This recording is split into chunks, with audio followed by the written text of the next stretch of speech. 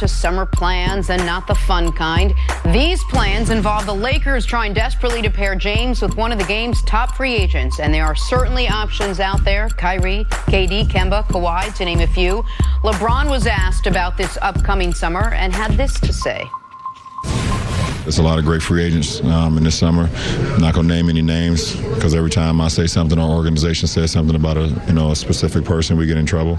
But we have an opportunity to get better, and that's that's something that it's definitely great to know that when you have an opportunity to get better from a personnel standpoint. See, if you're one of the free agent names that I mentioned, what's the appeal? What's the draw to come now to the Lakers and sign with this team, judging by what you saw that happened this season? Well, my whole lifetime, the Lakers have been a force in the NBA. They only had a few seasons where they were down, but you always knew with Dr. Buss, who owned the Lakers, and now his daughter Jenny runs their basketball operation. I mean, runs everything for them. You know, Pelinka runs basketball operation, him and Magic, but their family has been about winning championship. She fired her brother 2 years ago. Yeah.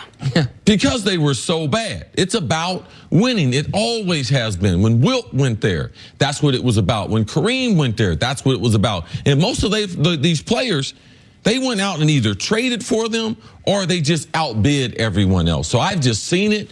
Shaq, man, I have seen it year after decade after decade. This is what the Lakers do. That's what you should be attracted to. They are trying to win championship. They have tremendous resources, and the location in Los Angeles, they play in a beautiful arena in a beautiful part of town. Like, there are a lot of positive things about playing with the Lakers. But ultimately, if you can get paid and during your tenure you can compete for a championship, what else is there in the league?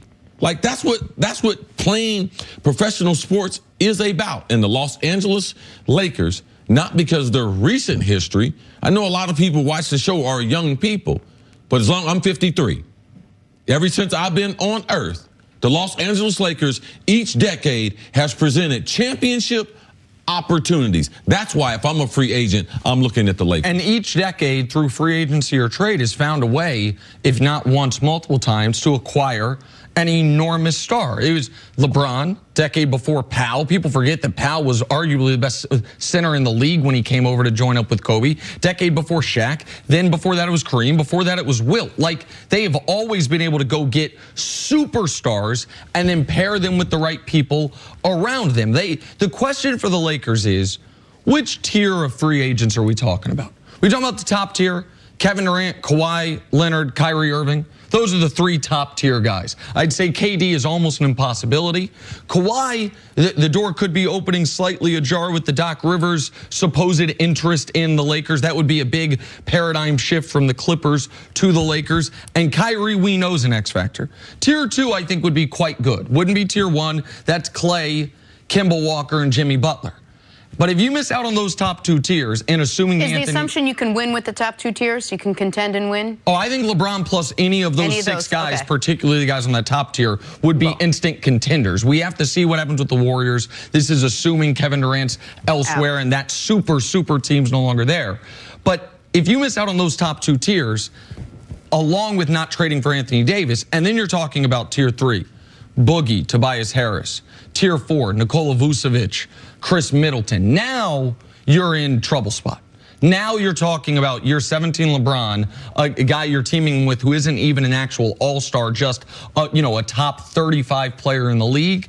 That's where the Lakers would, to me, that would be striking out this summer. What? That would be the way I do the players rankings.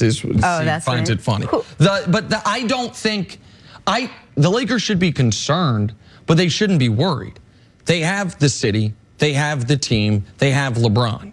And even if some members of the media want to present this narrative that people don't like to play with LeBron, I'd like to see one player that's played with him come out and say that.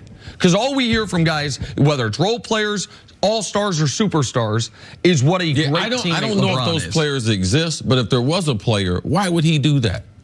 Why would he insert himself into the LeBron conversation and I'm going to say I wasn't pleased with playing with LeBron. Like, so that's a fair point, that maybe that you have maybe reason to stay reserved on it or to stay out of the discussion. But the point I'm making is we can't We haven't heard anybody say that. We haven't heard anybody. We've heard guys that didn't play with LeBron. We hear Paul Pierce all the time. We have guys that have never been on that team say, Kevin Durant say it's a toxic environment. But the guys who have spoken up, who have played with LeBron, have said positive things. Now maybe there's other guys that are. But Kyrie did ask out of town though. Right, and absolutely, Kyrie asked out of town, and then now. So that was saying something right there. And then doubled back to LeBron and said it was a mistake.